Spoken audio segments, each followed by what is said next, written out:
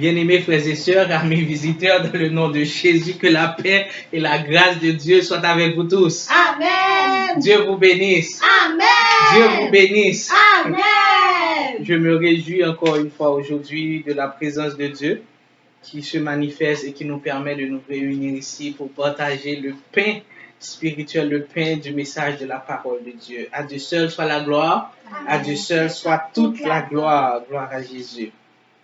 Nous allons faire tout d'abord la lecture de la parole de Dieu que nous trouvons dans. Nous aurons deux portions de lecture. Premièrement, nous lirons Josué 24, verset 15. Ensuite, nous lirons Acte 10, verset 1 et 2. Tout d'abord, nous commençons avec Josué 24, verset 15. Et si vous ne trouvez pas bon de servir l'Éternel, choisissez aujourd'hui qui vous voulez servir. Ou les dieux que servaient vos pères au-delà du fleuve, ou les dieux des Amoréens dans le pays desquels vous habitez. Moi et ma maison, nous servirons l'Éternel. Acte 10, versets 1 et 2. Il y avait à Césarée un homme nommé Corneille, centenier dans la cohorte dite italienne. Cet homme était pieux et craignait Dieu. Avec toute sa maison, il faisait beaucoup d'aumônes au peuple et priait Dieu continuellement. Que Dieu vous bénisse. Le sujet de notre message est: quelle importance accordez-vous à votre famille? Quelle importance accordez-vous à votre famille? Tout d'abord, puisque le sujet nous dit quelle importance accordez-vous à votre famille, c'est quoi la famille? La famille, c'est un ensemble formé par le père, la mère et les enfants. On parle de différents types de familles. Cette famille formée du père, de la mère et des enfants est appelée famille nucléaire. Il y a des familles élargies. Quand on parle de nos jours en Haïti, on dit c'est ma famille. Des fois, pour parler de famille, on parle des oncles, des tantes, des neveux, des nièces, des grands-pères, grand-mères, etc. Il y a aussi la famille réformée. La famille réformée, c'est la famille où un des conjoints était mort et puis le père s'est remarié ou la mère s'est remariée. Donc, les deux avaient probablement des enfants. Alors, c'est une famille qui est réformée ou recomposée. Dieu a créé Adam. Il a pris une de ses côtes et a créé Ève. Adam a dit quoi? Adam a dit: voici cette fois celle qui est os de mes os et chair de ma chair. On l'appellera femme parce qu'elle a été prise de l'homme. C'est pourquoi l'homme quittera son père et sa mère et s'attachera à sa femme, et les deux deviendront une seule chair. C'est ainsi que tous les jours nous voyons que des hommes se marient avec leurs femmes et ont des enfants. Ils forment une famille qui devrait être considérée comme une chose très importante pour eux, parce que Dieu a formé la famille avec Adam et Ève et il leur a donné comme instruction de multiplier la terre. Donc quand nous regardons les familles qui se créent entre un homme, une femme et des enfants, on croirait que chacun devrait considérer cette famille, cette institution familiale que Dieu a mis, la famille, comme quelque chose de très important. Cependant, pour beaucoup, nous constatons que c'est la famille qui passe en dernier après le travail, l'église et toutes les autres choses. Comment cela se manifeste? Pour le travail, assez souvent, les hommes abandonnent leur famille pour le travail. Ils passent tout le temps dans leur travail et ils disent que c'est important puisque je dois avoir de l'argent pour nourrir ma famille. Des fois, à l'inverse, ce sont les femmes qui laissent leur foyer pour pouvoir aller soit dans des commerces, soit dans des entreprises ou des voyages d'affaires, mais qui abandonnent leur famille au profit du travail. À l'église, comment? Assez souvent, les gens laissent leur famille parce qu'ils ont des responsabilités à l'église. Ils ont des responsabilités au niveau de la jeunesse. Ils ont des responsabilités au niveau des dames. Donc, leur famille, ils n'ont pas assez de temps pour leur famille. Ils n'ont pas assez de moyens pour leur église. Nous trouvons beaucoup de serviteurs, de servantes de Dieu qui ont des temps à consacrer à tous les jeunes de l'église pour leur parler de la vie, pour leur donner des conseils, mais ils n'ont pas de temps pour leurs propres enfants. Ils n'ont pas de temps pour leurs conjoints, ils n'ont pas de temps pour leurs femmes. Ils met ça en seconde priorité, mais il priorise les choses de l'Église. Comment les autres? Nous serons étonnés de voir qu'il y a un père. Certaines fois, le père a ses enfants ont besoin du père, ses enfants ont besoin de service, sa femme, ses enfants ont besoin de service. Pourtant, un voisin, quelqu'un, une tierce personne vient lui demander ce même service et il est prêt avant tout à rendre ce service à l'étranger, au voisin plutôt qu'aux membres de sa famille. Donc c'est ainsi que nous constatons que dans nos comportements, nous disons qu'est-ce qui est important, qu'est-ce qui est moins important et qu'est-ce qui est plus important. Et maintenant, nous constatons quoi? Que le confinement actuellement, avec cette question de pandémie, nous a prouvé qu'est-ce qui est le plus important. Comment? On a vu que le travail a fermé. Certains pensaient que normalement, dans ce travail, je suis comptable. Si je ne suis pas là un jour, l'entreprise va fermer. Donc, je ne peux pas m'absenter un jour. Il faut absolument que je sois tous les jours, 24 sur 24, certaines fois au travail. Alors que le confinement a montré quoi? Le travail pouvait être fermé. Aussi, ceux qui disaient qu'ils étaient professeurs, il fallait tout le temps être là, etc., c'est fermé aussi ce type de travail-là.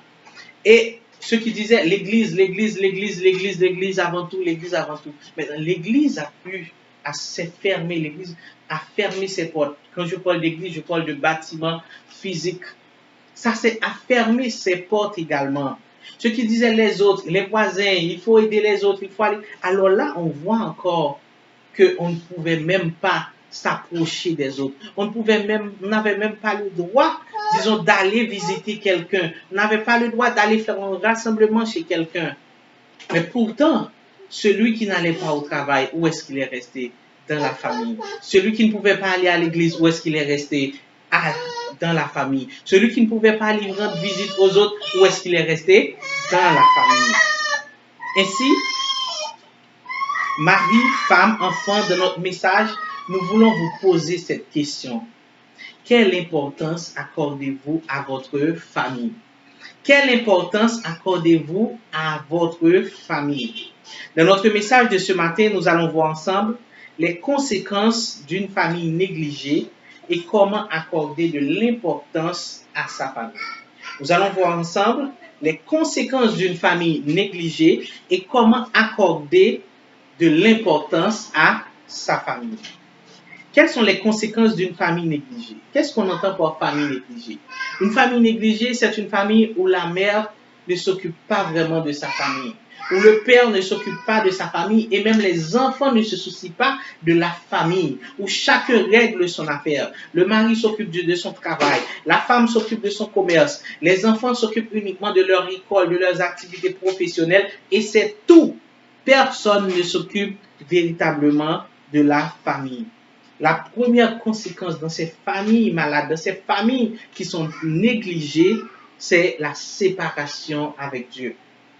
Comment la séparation avec Dieu?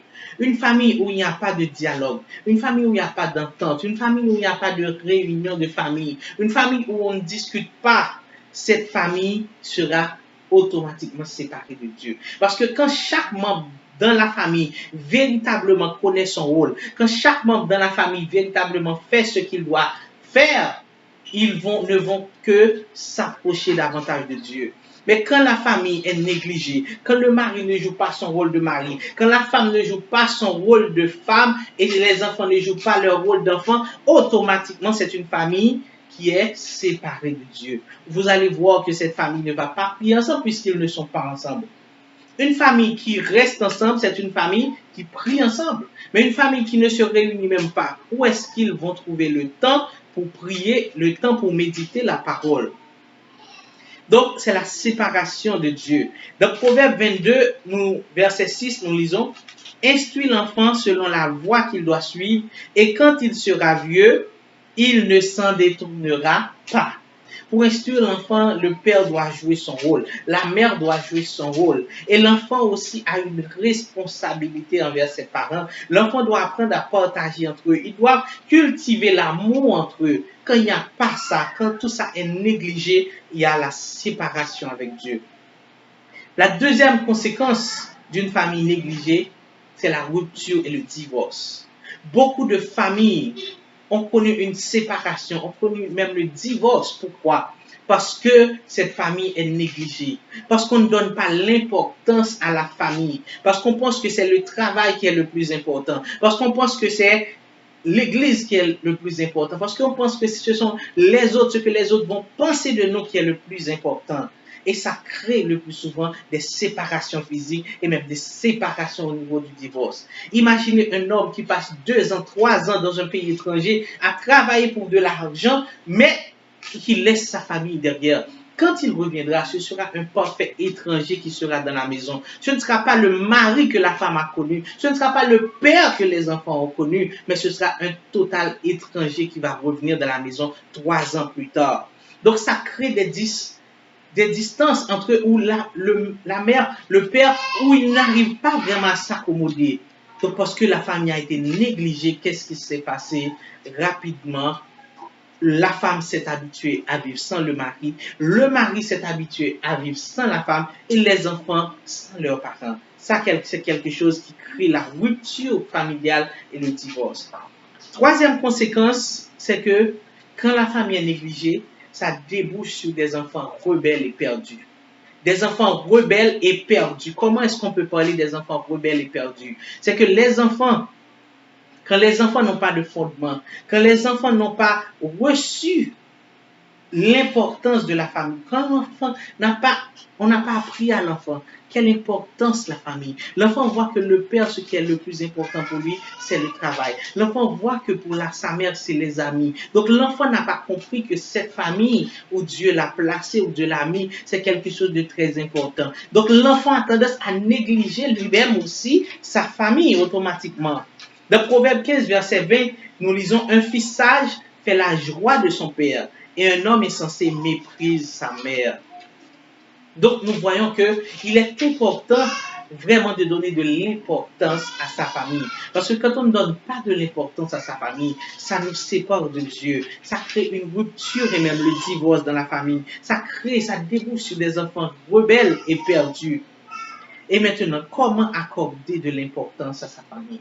Comment accorder véritablement de l'importance à sa famille? Premièrement, c'est par la prière et le culte familial.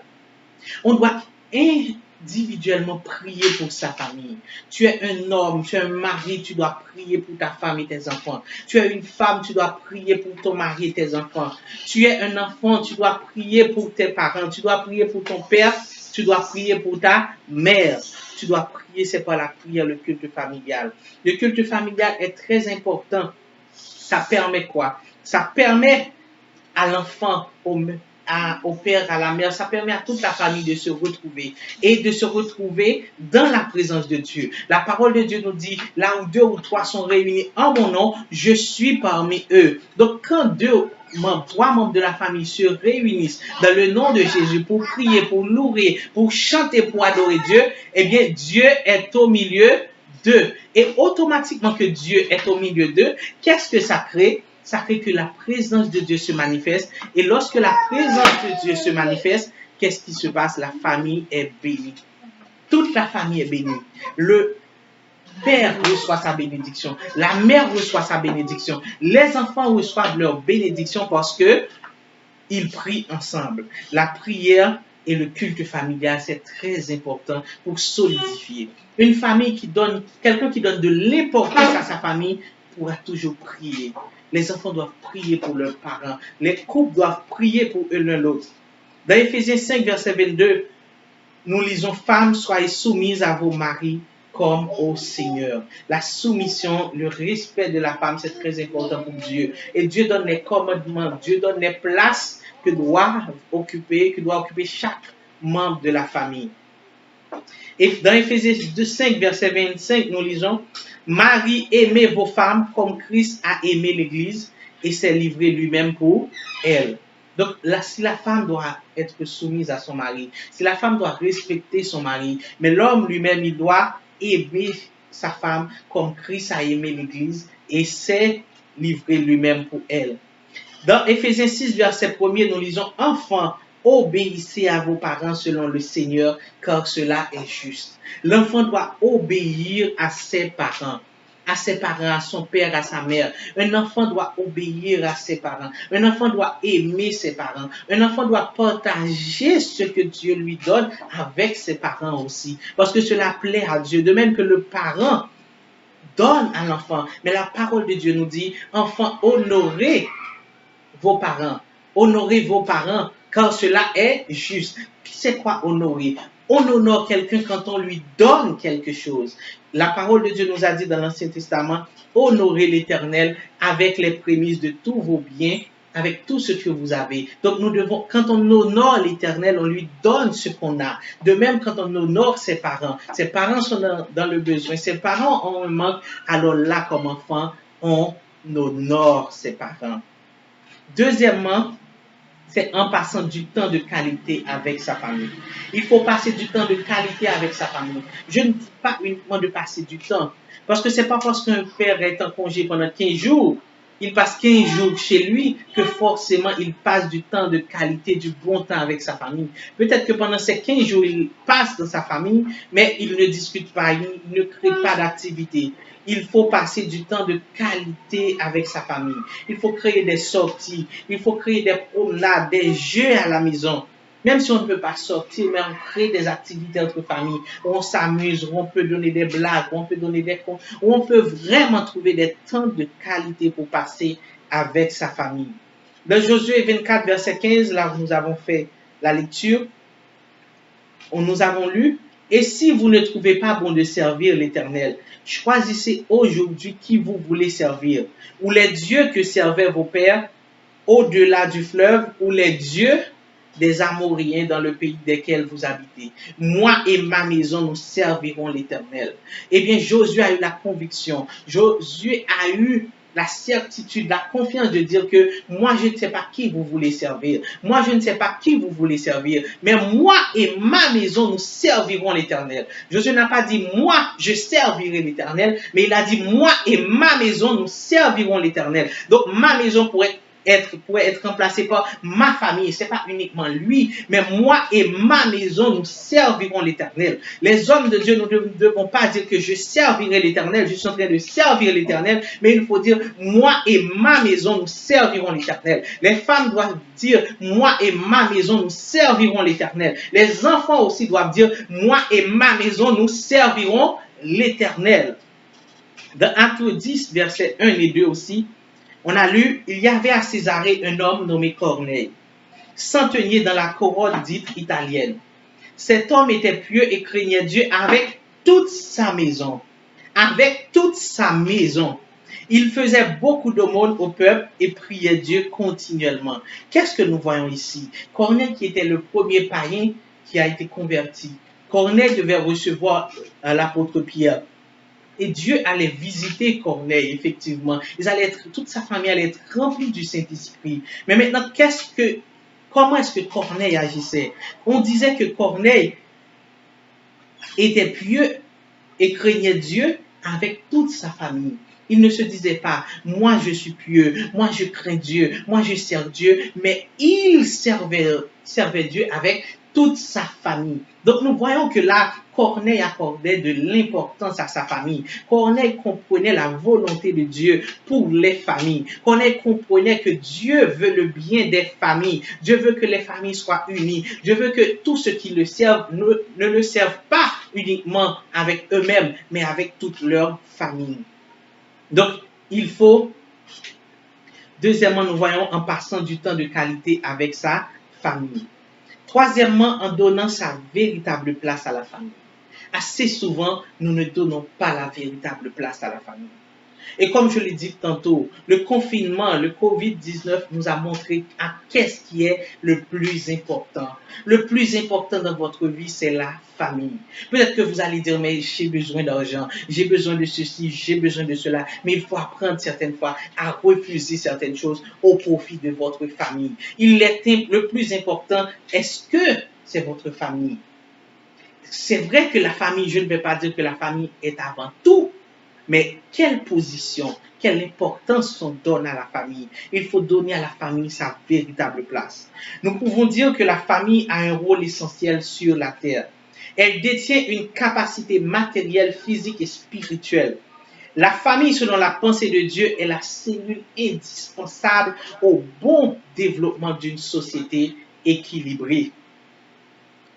Nous voyons, si on devait définir un ordre de priorité dans la vie du chrétien, comment est-ce que ce serait? Généralement, comment est-ce que le chrétien définit ses priorités par rapport à la famille? Nous voyons que le plus souvent, le chrétien qui est spirituel, qui est chrétien, le chrétien, il pense souvent que ce qui est prioritaire, ce sont les choses de l'Église. Assez souvent, c'est comme ça que les gens réagissent. Ils pensent que ce sont les choses de l'Église. Moi, je vous proposerai des priorités en termes de famille. Ce qui est prioritaire dans la vie du chrétien, en premier, c'est sa relation avec Dieu. C'est ta relation avec Dieu. C'est ta relation avec Dieu. C'est ça qui est important. Tu dois faire tes prières personnelles, tu dois jeûner, tu dois être totalement et entièrement connecté avec Dieu et en tout temps. Ça, c'est ta relation avec Dieu. En deuxième position, c'est ta relation familiale. Et troisièmement, ta relation d'église. Assez souvent, nous confondons nous-mêmes ce qu'on appelle, nous confondons la relation familiale et la relation avec Dieu et la relation avec l'Église. C'est deux choses différentes. Quelqu'un a une bonne relation avec Dieu et peut ne pas avoir de poste ou de responsabilité vraiment à l'Église, mais cette personne a une connexion avec Dieu. Mais une personne peut avoir des responsabilités à l'Église, mais la personne n'a pas vraiment une connexion, une relation avec Dieu. Ce qui est le plus important pour Dieu, c'est ta relation avec lui. En seconde position, Dieu te donne comme chef de famille, Dieu te donne une famille. En seconde position, ce qui est important pour toi, c'est ta famille. Après ta relation avec Dieu, c'est ta famille. Pourquoi? Parce que la parole de Dieu nous dit quoi?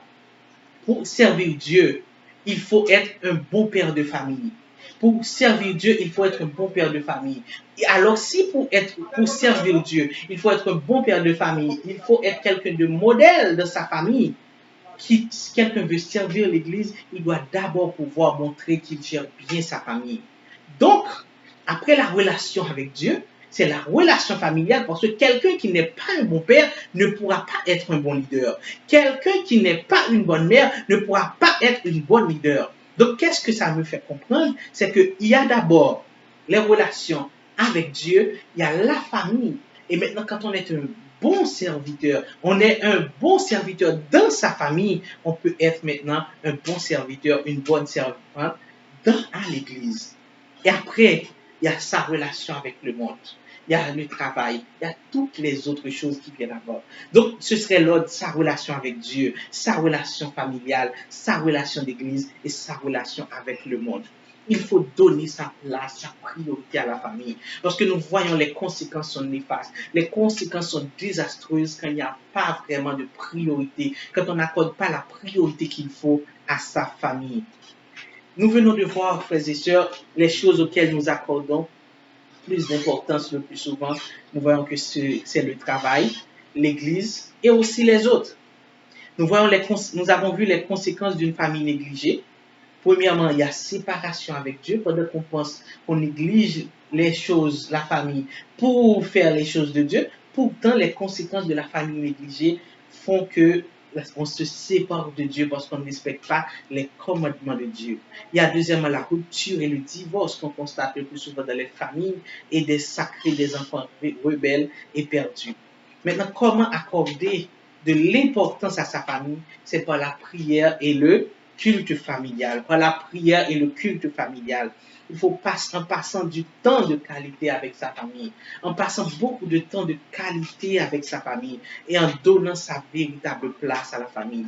Je nous exhorte, frères et sœurs, à donner de l'importance à sa famille. Quelle importance voulez-vous accorder à votre famille? Votre famille est le plus important. Quand vous sortez du travail et qu'il y a vraiment au niveau du travail, il y a un stress énorme, vous avez subi des pressions énormes dans votre travail, où est-ce que vous rentrez? Vous rentrez directement chez vous, vous rentrez dans votre famille, vous trouvez vous trouvez votre famille qui est là à vous attendre. Et c'est cette famille qui va vous consoler. C'est cette famille qui va essayer de supporter ce que vous avez subi au travail. Alors donnez de l'importance à votre famille. Même à l'église, quand l'église vous a blessé, quand l'église vous a fait quelque chose de mal, où est-ce que vous allez? Vous allez directement vous rentrer triste chez vous. Et qui vous reçoit? C'est votre femme, c'est votre mari, c'est vos enfants. C'est la famille qui vous reçoit encore. Quand la société, les voisins, tout le monde sont en train de vous décevoir, où est-ce que vous rentrez? Vous rentrez pour vous consoler dans votre famille. Donc, quelqu'un qui est intelligent, qu'est-ce qu'il devrait faire? Il devrait créer l'ambiance dans sa famille. Il devrait faire de sa famille un endroit idéal pour vivre. Il devrait faire de son mieux pour comprendre sa femme, comprendre son mari, comprendre ses enfants. Et les enfants comprendre leurs parents pour créer une vie vraiment dans la famille. Une vie où il est agréable de vivre dans cette famille. Comme ça, vous saurez quand vous sortez dehors, quand vous avez quelque chose. Ah, j'ai hâte de rentrer chez moi parce que là, au moins, je vais avoir la paix. Là, au moins, je vais avoir la joie. Là, au moins, je vais me sentir bien. C'est la volonté de Dieu qu'il y ait une famille avec un père, une mère. Et c'est la volonté de Dieu avec des enfants. Donnez de l'importance à votre famille. Dès aujourd'hui, donnez de l'importance à votre famille. Mari, donnez de l'importance à votre famille, à vos enfants. Femme, donnez de l'importance à votre mari, à vos enfants. Enfants, donnez de l'importance à vos parents. Vous êtes tous importants dans la famille. Chaque membre de la famille est important. C'est pas les amis à l'école, c'est pas les voisins, c'est pas les autres qui vous entourent qui sont le plus importants. Il y a Dieu. Faites confiance à Dieu. Faites confiance à Dieu. Ayez une bonne relation avec Dieu. Vivez dans la sanctification. Vivez dans la sainteté et donnez de l'importance à votre famille. Donnez toujours de l'importance à votre famille. C'est important. Donnez de l'importance à votre famille et vous allez récolter les fruits. Vous allez être heureux. Vous allez avoir la joie. Vous allez avoir la paix et vous allez avoir la bénédiction de Dieu. Que Dieu vous bénisse.